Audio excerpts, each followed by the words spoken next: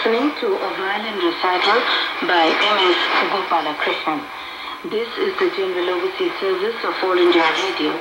Please stay tuned for the news. This is All India Radio. The news read by Prashant Kumar Sinha.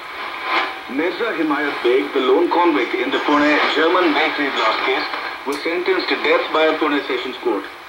The blast had left 17 people dead, including 5 foreigners and 64 wounded at a popular eatery on February 13, 2010. Additional Sessions Judge N.P. Dhote handed down the capital punishment to Beg for murder and criminal conspiracy, besides under provisions of Unlawful Activities Prevention Act and Explosive Substances Act.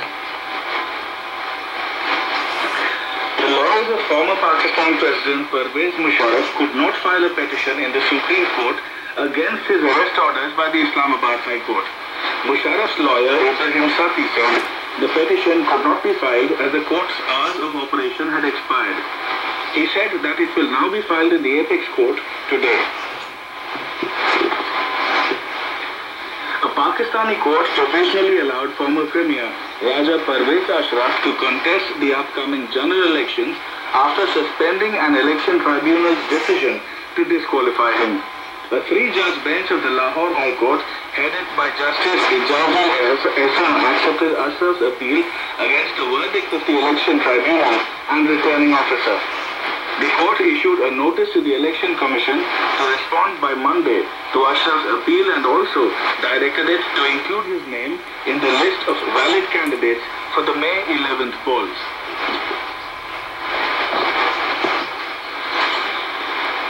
Former Egyptian President Hosni Mubarak was transferred today from a military hospital back to prison to await a retrial in May over his role in the deaths of protesters in 2011.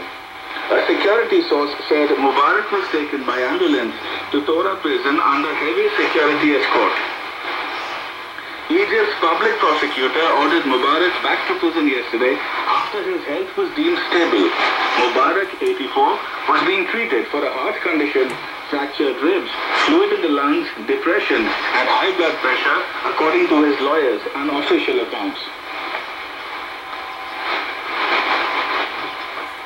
U.S. Secretary of State John Kerry called for patience despite widespread frustration with the recent failure of negotiations between the 6 world powers and Iran over its disputed nuclear program. Testifying today before the Senate Foreign Relations Committee, Kerry said he was disappointed by the inconclusive talks in Kazakhstan earlier this month, but insisted that a diplomatic resolution was still the best option. The international community fears Tehran is developing a nuclear weapon, while Iran insists its work is for peaceful purposes. U.S. President Barack Obama today condoled the victim of the Boston Marathon bombings in an emotional interfaith service in Boston, vowing to find those responsible for this senseless act.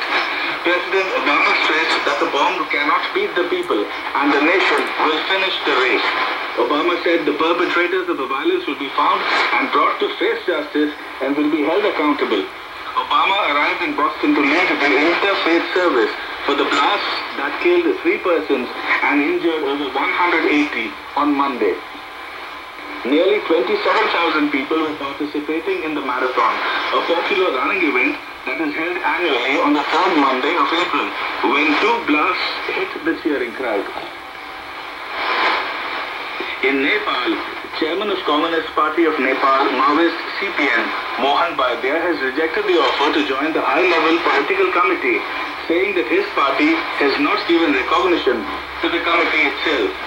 The coordinator of the committee, Nepali Congress President Sushil Koirala, met with Bhatia in Kathmandu and urged him to take part in the upcoming Constituent Assembly elections. He asked the CPN Maoist leader to join the electoral process, saying that there is no alternative to elections.